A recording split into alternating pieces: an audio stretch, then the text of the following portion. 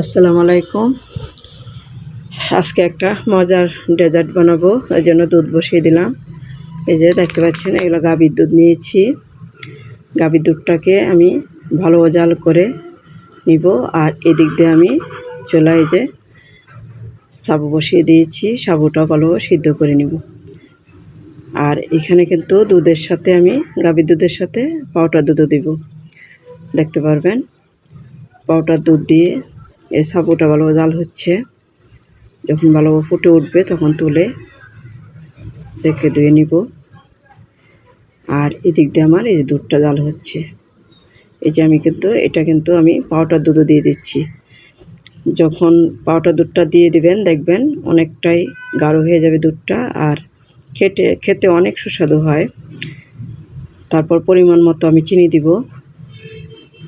চিনিটা আমি আজকে তো আমাদের দ্বিতীয় রোজা চলছে, এজন্য চিনিটা তো এরকম দেখতে পারবো না মিষ্টিটা, কিন্তু আন্দাজ করে দিয়ে দেবো আর কি।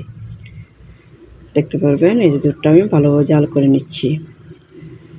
এখন আমি চিনি দিয়ে দিচ্ছি, যে চিনিটা পরিমাণ মতো দিব। এটার সাথে আরও ফল টল দিব, তো ওই জন্য চিনিটা আমি পরিমাণ মতোই দিয়ে দিচ্ছি, মিষ্টি যেন ঠিকঠাক হয়। আর যদি রোজা না থাকলে আর কি আপনারা দেখে নিতে পারবেন, কোনো অসুবিধা নেই। এটা ভালোভাবে জাল করে নিচ্ছি। দেখেন দুধটা আমার অনেক ঘন হয়ে গেছে। দুধটা যত ঘন হবে তত আপনাদের খেতে এই ডেজার্টটা মজা হয় বেশি। এই যে আমার কিন্তু দেখেন সাবুটা সিদ্ধ হয়ে গেছে, দেখেন কত সুন্দরভাবে সিদ্ধ করে নিয়েছি, চকচক করছে। এখন আমি সাবুটা সিদ্ধ হওয়ার পরে এই যে ঢেলে নিব, পানি দিয়ে একটু ধুয়ে নিচ্ছি। দেখেন কত সুন্দর হয়েছে, দেখতে পাচ্ছেন, চকচক করছে, ভালোভাবে সিদ্ধ হয়েছে। তো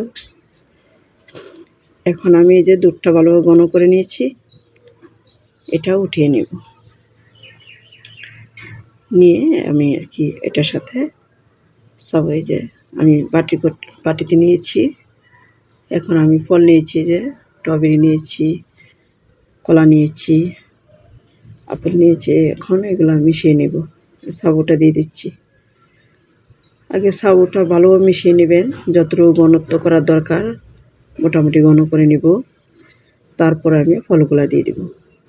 এই যে আমি এরকম ঘন করেছি। এই যে আপেল দিয়ে দিচ্ছি, তারপরে আরও সব ফলে দিব। একটু ঘন করতে পারেন, আমি যেরকম নিয়েছি এরকম দিতে পারেন। সাবু তো আগে সিদ্ধ করে নিয়েছি। এখন আমি সব ফলে দিব আস্তে আস্তে। আপনারা খেয়ে দেখবেন, অসাধারণ একটা ডেজার্ট। রোজার দিন খেলে এটা দেখবেন আপনাদের ক্লান্তি দূর হয়ে যাবে। পুষ্টিকর একটা খাবার। এই যে আমি কিন্তু স্ট্রবেরি দিয়েছি, তারপরে আপেল দিয়েছি, এই যে কলা দিয়ে দিচ্ছি, তারপরে আবার আনার দিয়ে দিব। মোট কথা আপনাদের কাছে যে রকম ফল থাকে সেরকম ফলেই দিতে পারবেন, কোনো সমস্যা নাই। সব ধরনের ফলেই দেওয়া যায়। আমার কাছে যা ছিল তা দিয়ে আমি বানাইছি। আমি যেহেতু বয়সটা পরে দিচ্ছি, হয়তো একটু সমস্যা হতেই পারে। আর আপনাদের কেমন লাগে দেখতে তো ভালো লাগছে, তাই না? অনেক সুন্দর, আর খেতেও এরকম মজা হয়েছে। আমি খেয়েছি, খাওয়ার পরে আমি ভিডিওটা দিচ্ছি। আমি সবগুলি ফলেই দিয়ে দিচ্ছি, দেখেন। তারপর আবার পরিবেশন করব, সেখানেও আমি ফল দিব।